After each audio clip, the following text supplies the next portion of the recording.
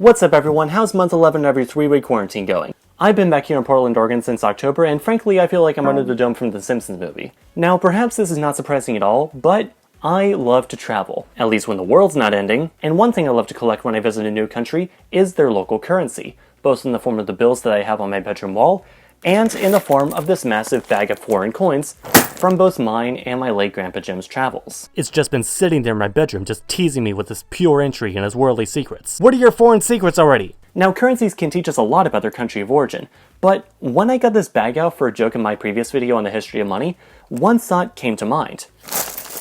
When you convert all this into one single currency like US dollars or euros, how much is this all worth? Thanks to Skillshare for sponsoring this video.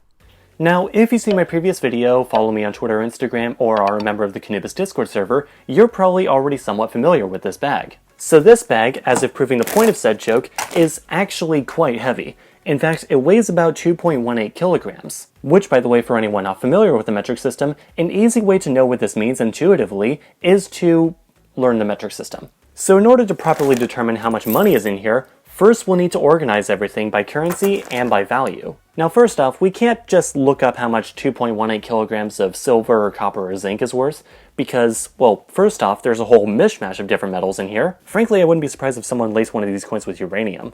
But also, a coin's value doesn't equal the amount of metals that are put into it. A rather infamous example is that of the US penny, which, despite being officially worth 1 US dollar cent, uses more than 1 US dollar cent of materials to make it, which really just means that the US government is wasting a lot of money making these stupid things. Oh, and by the way, I'll be trying to convert these into as many currencies as I possibly can, but I'll mostly be focusing on US dollars and euros, mostly because they're the two most widely traded currencies, they're the currencies I personally use the most, and they're the currencies that most of my audience probably use. So now, with the actual sorting. So first what I'm going to do here is, well, probably pick those coins up, but also organize this big pile into a bunch of smaller piles depending on which currency all these coins come from. Then I'll organize them all by value. Now what I'm doing here is pretty self-explanatory. I'm just splitting the pile up and organizing the coins purely by currency, mainly so I could know beforehand exactly what currencies I'd be dealing with. Would it have been more efficient for me to count the coins while I was doing this? Well, yeah, actually it would have, but I wouldn't have gotten as long of a video. Coins can also tell you a lot about a country and its government's priorities, and not just like how Australia's coins might have platypuses and echidnas on them. For example, according to the book Coins by Kabir Sehgal, in the ancient and medieval eras, you could tell by the thickness of their coins if a kingdom was preparing for something like a war, and therefore needed to put more metals into making weapons than making coins. And you could tell whether or not the ruler cared about their people's education by how detailed and ornate the decorations were, especially if they had writing on them. Keep in mind, not everyone was literate back then. Now, I don't have any ancient coins here, but I do have a few currencies that are no longer in use, namely French francs and German marks. As cool as these are to have, as they have been ditched in favor of the euro, it won't exactly be as easy to convert these into other currencies, at least not with their value in 2021. However, when these countries transitioned to the euro, they didn't just flip a switch and tell everyone to exchange their life savings for euros, because that would have resulted in mayhem, but rather these currencies had their values tied to that of the euro. On New Year's 1999, the French franc and German mark, as well as many other currencies, had their values tied to the euro, with 1 euro equaling 6.55957 francs and 1.95583 marks. Should I maybe make a video about this whole thing? This stuff's really interesting. So for those of you who want to know right now, we have Australian dollars, Canadian dollars, Cayman Island dollars, Danish krona, a lot of euros, a surprising amount of French francs, German marks, Hong Kong dollars, Macanese bataka, Malaysian ringgits, Polish zloty, Singapore dollars, South Korean won, Swedish krona, this one Swiss franc coin that I found in a bar in Wasserstrasse in Berlin once, Turkish lira, Thai baht, British pounds, US dollars, and these parking and trolley tokens that I also had in the collection. They're not really coins, I don't know what they're worth, but they're still pretty cool. So now that I've organized that big monstrous pile into a bunch of somewhat more manageable piles, I'm going to count up and organize each of these coins in each of these sets so we can actually know how much of each of these currencies is in here. And from there we can convert them all into one currency.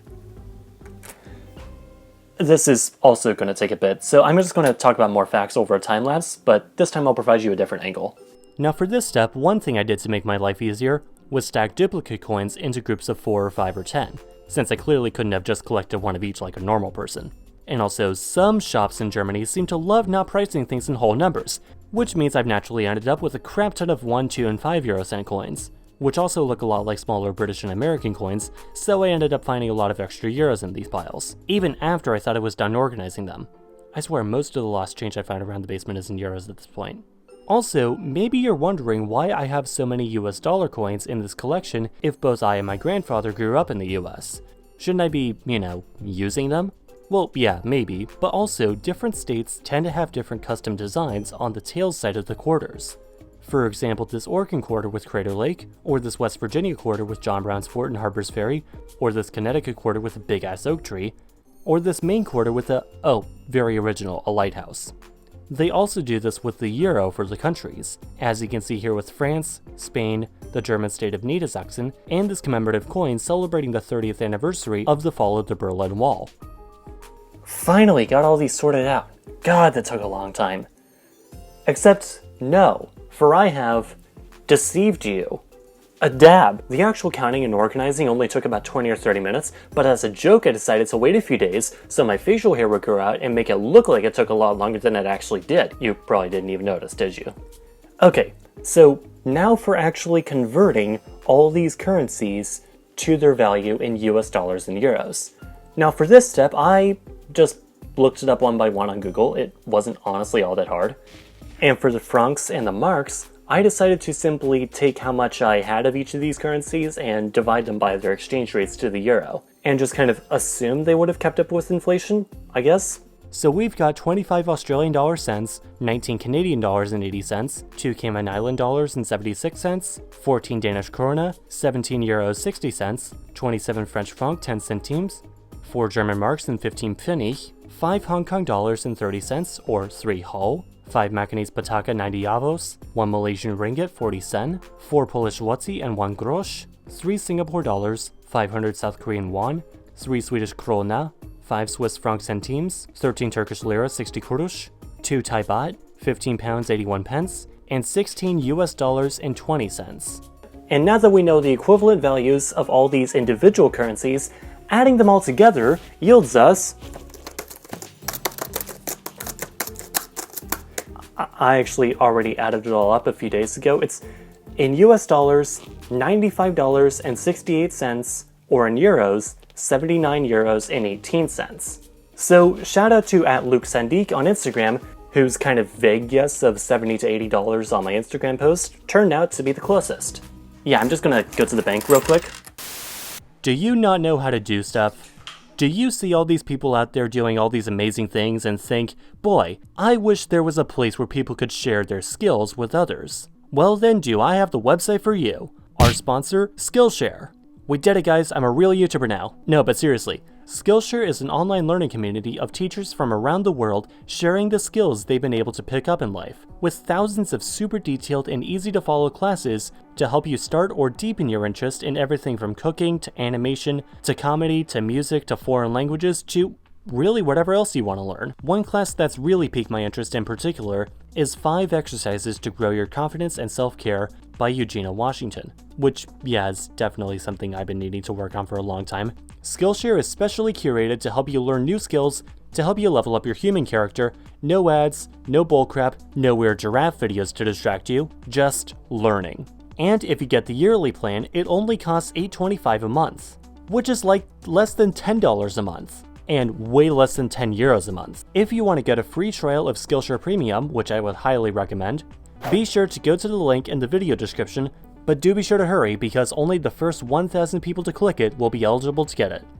Thanks as always for watching, and please let me know what you thought about this video with a like or a comment, share it with anyone who might be interested, consider joining the Discord server to get involved in deciding future topics, and subscribe to learn something new every other Sunday.